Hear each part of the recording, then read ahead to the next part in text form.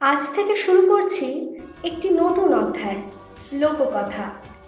আজ আমার কণ্ঠে শোনাবো দেবতা গণেশকে একদন্ত বলা হয় কেন। পরশুরামের কাহিনীটি তো আপনাদের সকলেরই জানা, কিন্তু জানেন কি অন্য একটি বিখ্যাত কাহিনী মহাভারত রচনার সঙ্গেই জড়িত।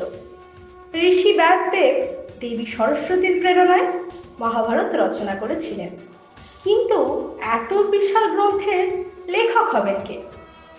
গণেশ দেবতা রাজি হলেন, তবে তিনি শর্ত রাখলেন ব্যাসদেবের মুখ থেকে যত দ্রুত শ্লোক বেরোবে তত দ্রুতই তিনি লিখবেন, লেখা উনি থামাবেন না।